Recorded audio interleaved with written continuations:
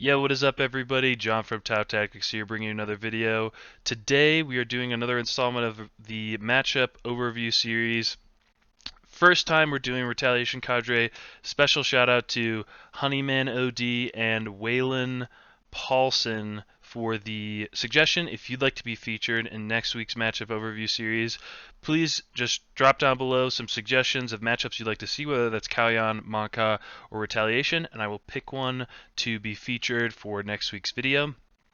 For the matchup overview series, what we do is we break down the key units in the matchup, the key strats and plays that they have access to, and how we as a top player wins. So, without further ado, let's get right into it.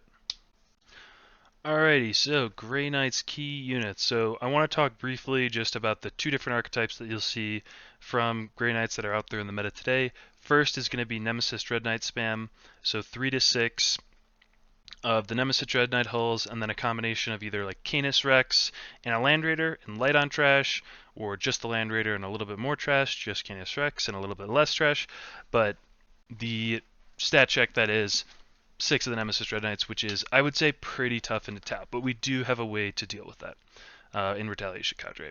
Next is going to be the Paladin and Terminator bricks. So usually you'll see one Paladin brick and two 10-man Terminator bricks. They're really strong because they have high OC. They can take a banner that gives them +1 OC.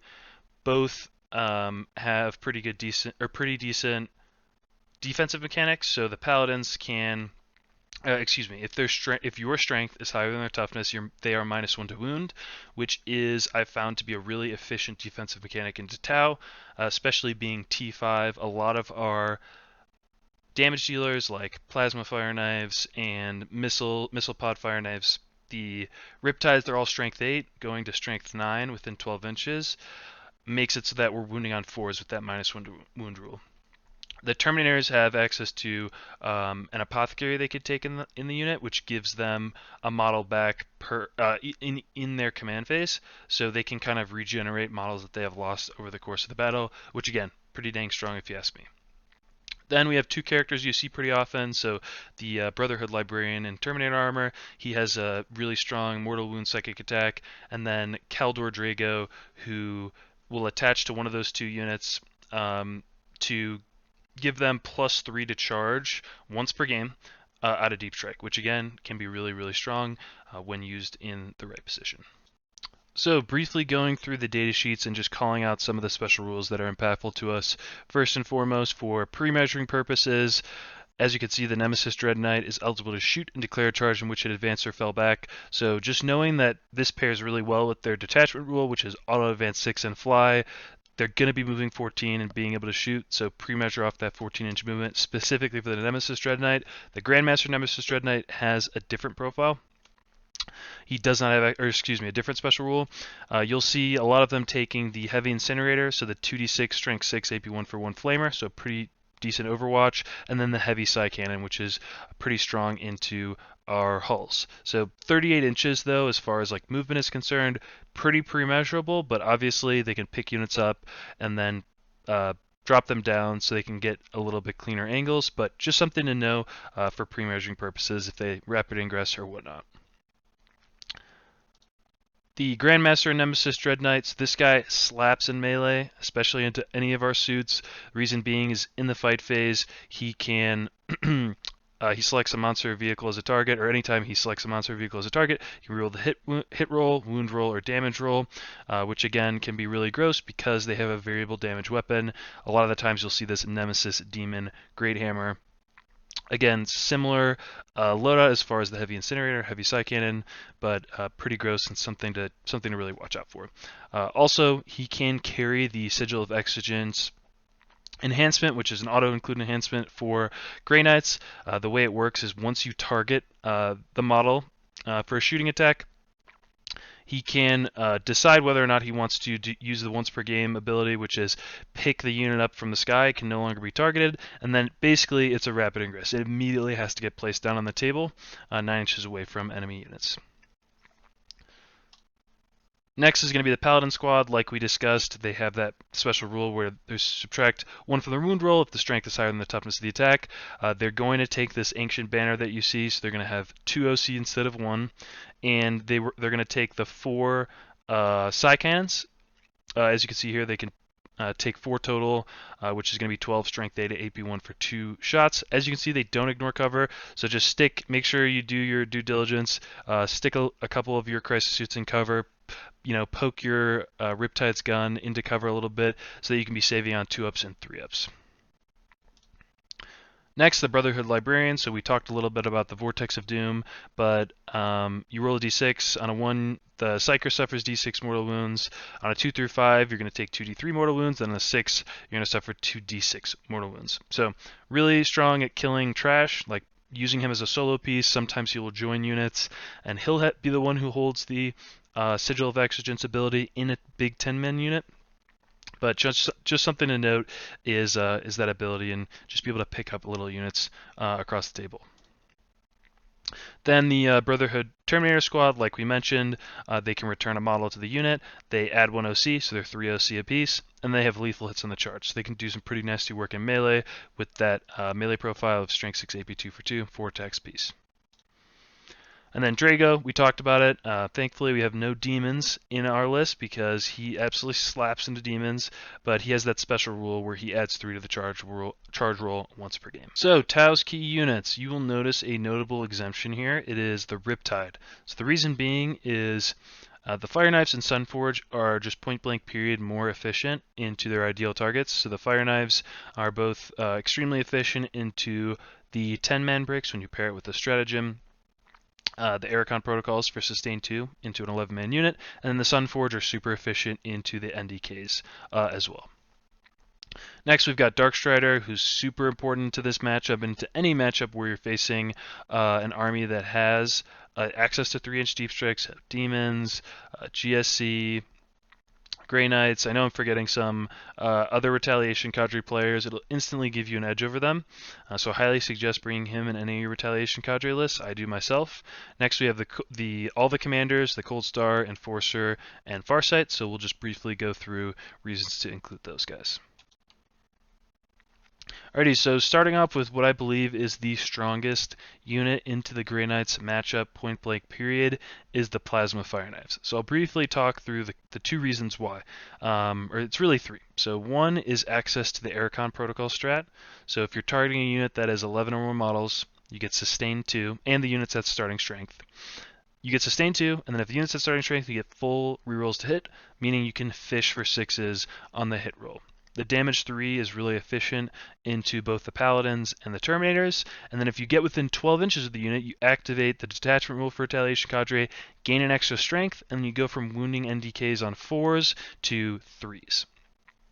When you pair a commander in the unit, so you get 3 plasmas on the commander with a cyclic, which is the typical loadout, and you have stealth suits guiding the units at starting strength, they're using Archon protocol. So the full combo, you have a 60% chance of killing 4 or more paladins, which is our most efficient output into that unit by far.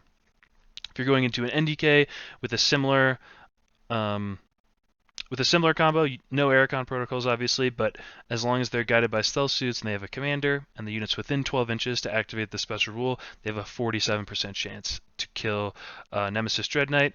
And then into the Terminators, same combos before as the Paladins, right? Guided by stealth suits, the unit's at starting strength, they have 11 models, you use Archon protocols, you have a 65% chance of killing 5 or more, which is really, really good. Next is going to be the Sunforge unit. So the Sunforge are really strong into the Grey Knights and Nemesis Dread Knights, Dread Knights and Nemesis Dread Knights because of their special rule, rerolling wounds or damage. So even without being in Melta range, as long as you have the unit and with a commander with 3 fusions and a cyclic, they have a 62% chance to kill the NDK, and that's not being in Melta range and not rerolling any of the damage. So Darkstrider, pretty self-explanatory.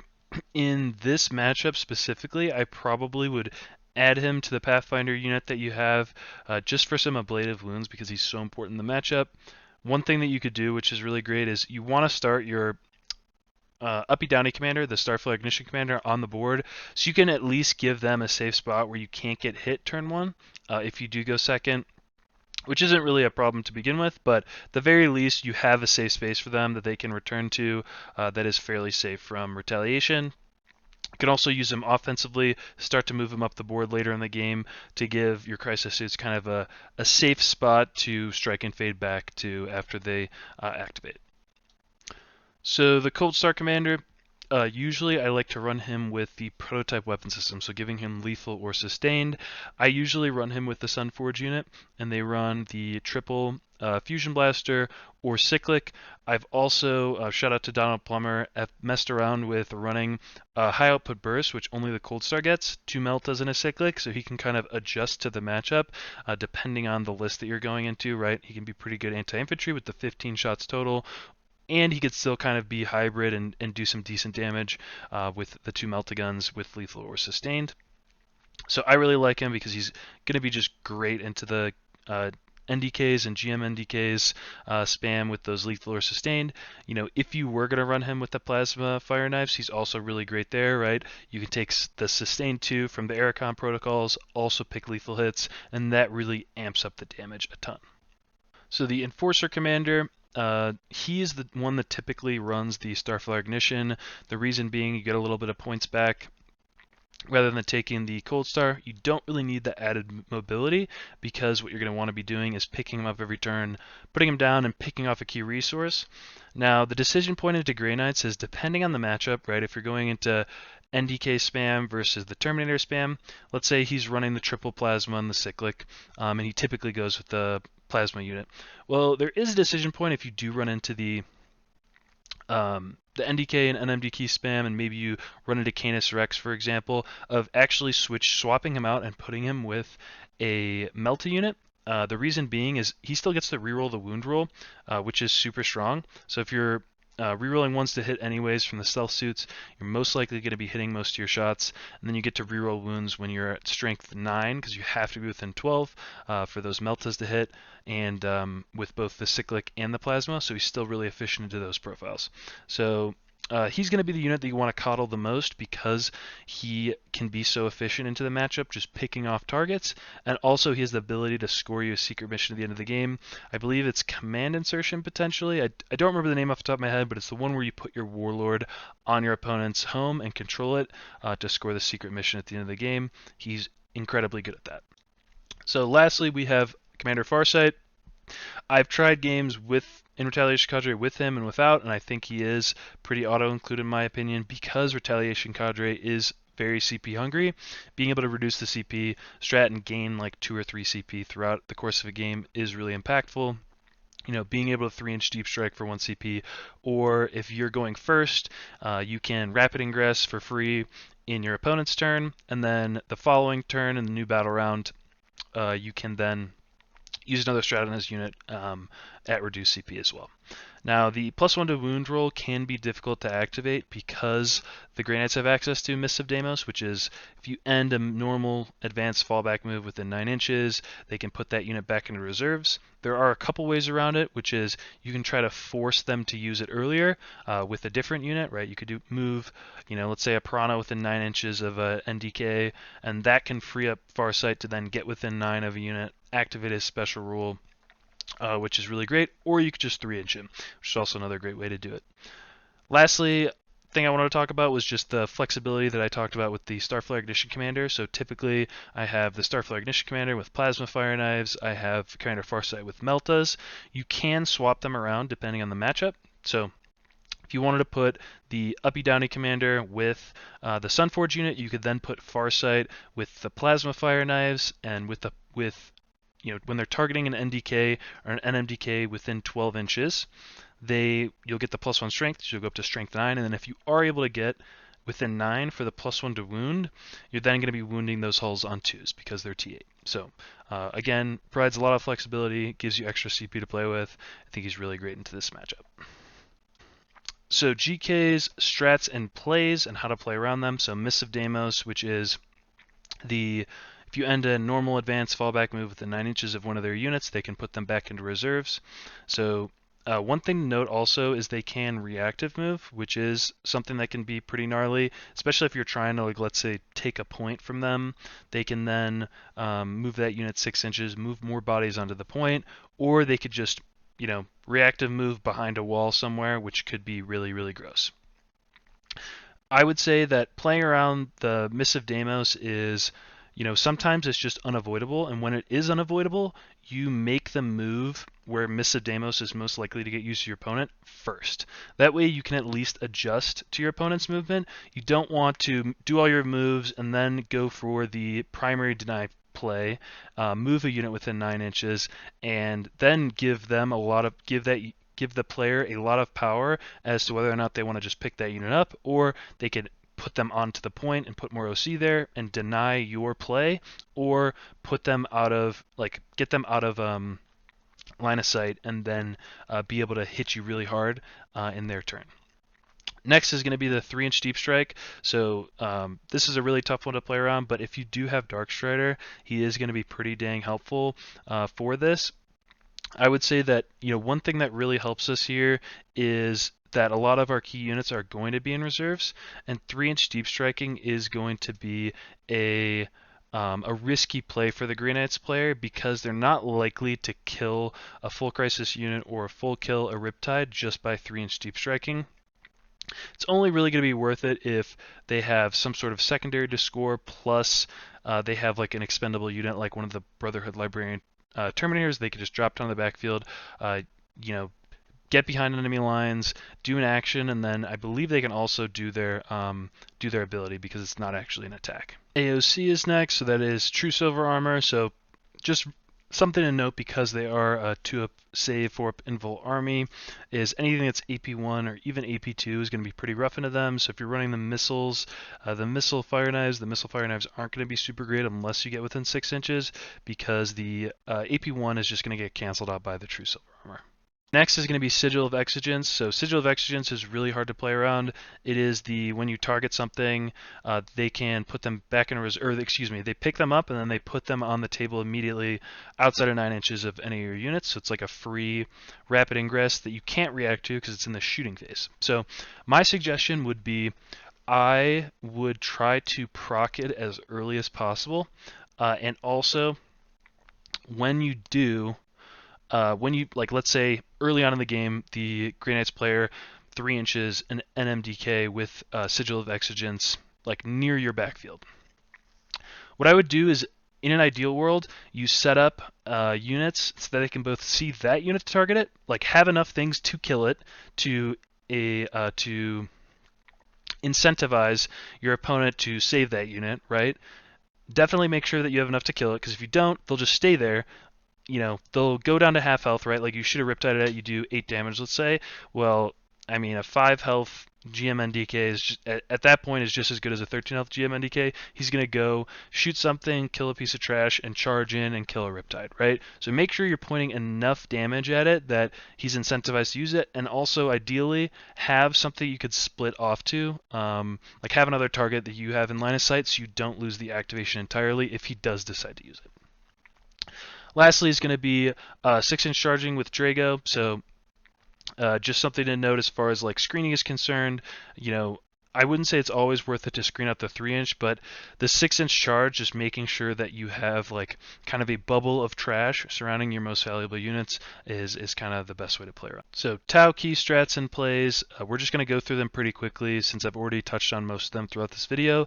First is going to be the Torchstar Gambit, so firing, fading. So killing one of their key units or doing some amount of damage to a unit, fire and fading behind a wall, or fire and fading into Dark Striders.